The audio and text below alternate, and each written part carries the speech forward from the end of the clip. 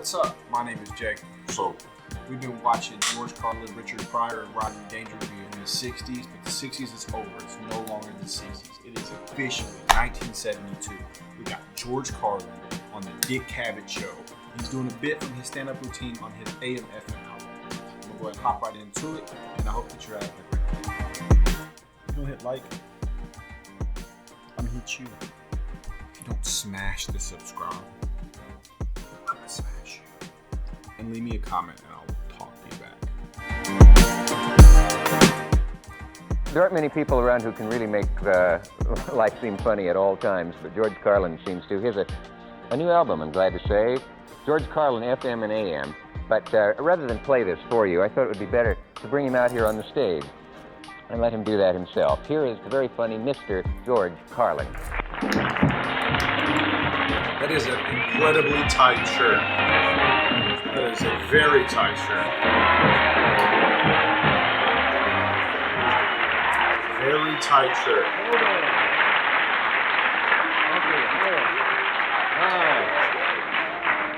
How you doing? Sound like you feel good.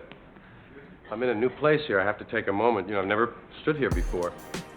So Carlin started out doing skits like we saw in 1966 with the wonderful wind-up performance. He's kind of like really animated in like his personality, and that really allows him to really sell the skit and stand apart from other people that were doing skits on the radio. And so I'm curious, as he starts transitioning from that skit-based performance into more of a stand-up style of performance, if he can kind of include that animation in him right away, because I know he does it in later years, but I'm curious as to if it's just like immediate, that's just like he immediately transfers. I just wanted to get used to it for a moment. It's nice and small and intimate. How are you anyway? Shake off the on a nerves. different talk show, a host asked me, well, I don't mean at night necessarily. There are lots of them, and some of them are local, and AKA, there are many. it might not be Johnny. The question is usually goes something like this: what do you think about the dope problem? And I say, definitely, I feel we have too many dopes. Well,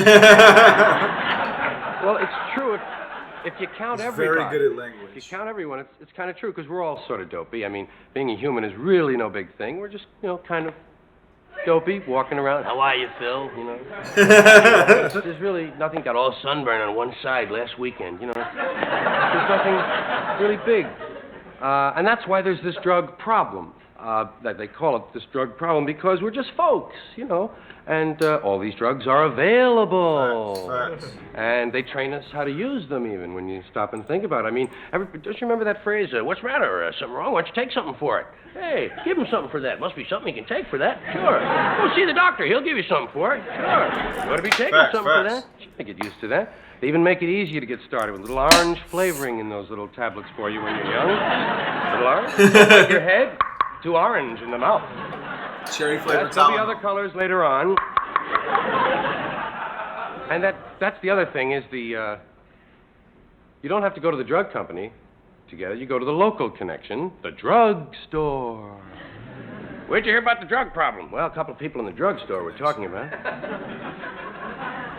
You mean they have retail stores for this thing they're afraid of? Oh, yeah, man. Every 3 or 4 blocks, big sign. Drugs. So Carlin started out doing skits on the radio. It worked really well because he could write scripts really well, because he is an aficionado of language. He's really good at understanding which word is going to get like kind of a reaction from the audience. And so it makes stand-up really easy for him, it seems. Hangs perpendicular to the building. You can see it down the block and around the corner. Drugs. Open all night. Drugs. We deliver drugs. Cut rate drugs. It's the biggest word on the sign. Cosmetics. Fountain. Sundries. Drugs. If a junkie came here from Mars, So that's like the same thing he does in his skits, right? That right there, that thing he just did, where he was like really animated and like acting out whatever he was saying, and it kind of adds to the comedy. And he found out how to take that thing that he was really good at with skits and combine it with the good language that he's good, the good scripts he's able to write, and then make a really cool stand-up routine. And that's like the next step of comedy, right? Because in the 50s and the 60s and even earlier, comedians would make albums for like the radio. Before this era, right, most comedy was done via the radio. Right, you could go see a live performance, but there wasn't that much on TV except for like a couple late shows had some comedy every now and again, but most of the comedy was on the radio. So comedians would put out these albums. You would play it over a record player, and you would hear it on the radio, and et cetera, et cetera, et cetera. But in the 70s and late 60s, color TV started being a thing, and so TV was becoming more popularized, and it was the more popular medium than radio was. And George Carlin kind of transitioned from doing these skit-based performances to more stand-up-based performances, because stand-up is what was popular on TV. You could have more of a personal situation with a TV audience, and they're laughing at you, and you're having more of like a personal conversation with people instead of having to keep their attention by doing crazy antics and stuff. You really feel okay. I'm living near the drugstore. But it's true that almost everybody has some kind of thing they rely on. I mean, even if it's only something you buy at the grocery store, there are things that, what I mean, let's start right at the beginning, George. The coffee freak. That's part of the drug scene, caffeine. It's a habit-forming stimulant. Nobody ever bothers about it that much, but there it is, that little lift. Mrs. Olson never mentions that little lift because probably she's mainlining freeze-dried by now.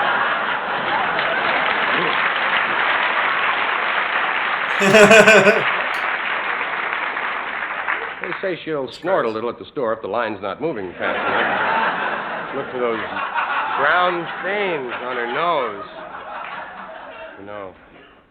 But there are coffee freaks, and as I say, it's the low end of the speed spectrum. It might sound a little ridiculous, but you can't really go after alcohol and nicotine. I mean, those are the two most used drugs, the most abused drugs, among the most dangerous, and yet they're part of the scene. They support government.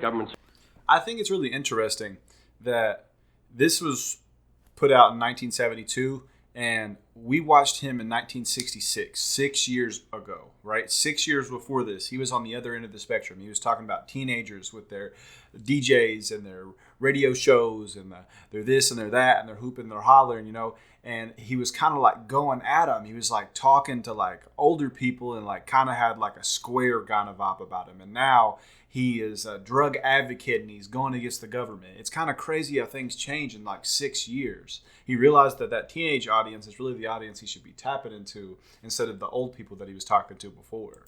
Okay, that is low-key facts. He is spitting factamundos. Supports them, they're okay. But the other stuff, down the block, Phil's kid, they're isolating, try to isolate groups. I say, talk about it all. The coffee freak in the office, you see him he always tries to be in charge of the urn if he can. That way he gets in an hour earlier before everyone else and drops about 8 or 9 cups before you've even spoken. Always in a good mood. Hi, how are ya? Hi, good to see ya. Want some coffee? Okay, hey! Have a nice weekend? Good! He's always in a good mood until that urn breaks down. Then he's the first guy over. What do you mean, Barker, man? I wasn't working yesterday. Look at that red light. You know, turn the point around again. Never mind, man. Water supply. You got to go down and cop at the luncheonette eventually. Give me a gallon of black to go, would you? A gallon. Yeah, and speed is such a wrong word, really, because speed applies to more dangerous things. But things that kept you awake used to have more friendly names. Benzodrine was called Benny's. That sounds like your cousin, Benny. There's a great mystique about Benny's. Yeah, a guy in college took 100 of them and drove to Africa, learned everything in one night, man. Mom found a little speed in those diet pills. She found they did a little more than help her diet. Made her grind her teeth and feel keen. Kept her on the phone a lot, too. Hi, Marge, how are you? Well, anyway. Where are you going, Mom? Shopping at midnight? Well, they're open. Never mind. See you later, man. She doesn't even wait for the bus anymore. She's walking to town now. That's crazy. And the football player. Boy, people were surprised to find out football players were taking amphetamines. And when being up for the game used to be a kind of an emotional process. Now, man, hey, you up for the game? Been up all week, man. He's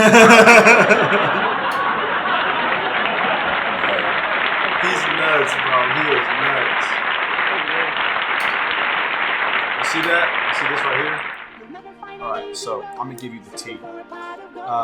In 1972, George Carlin did 2 specials, right? He did AM/FM, and he did Class Clown, right?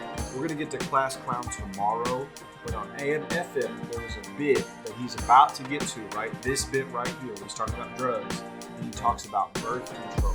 And the birth control bit wasn't allowed to be played on like a lot of TV stuff. It wasn't allowed to be done on TV.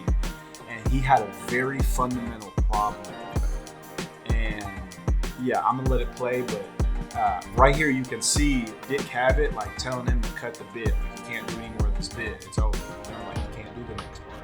And he's gonna try to do it right now, and he's gonna get cut off. There's a longer part on the end to see it. There's a thing about birth control that I put with this, because it's my theory that most people take drugs to feel good, to feel better.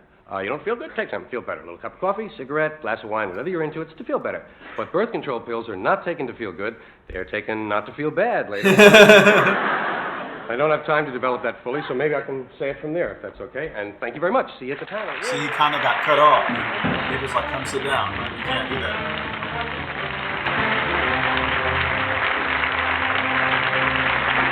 Take a message from my local station. We'll be back. You know, he didn't go right into the bit like on Johnny Carson.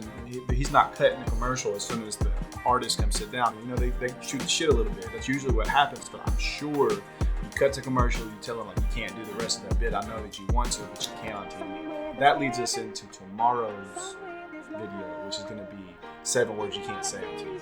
But I hope you have a good rest of your day, and I'll see you tomorrow. No one can tell you which way to go. You'll never find an easy road searching for a pot of gold.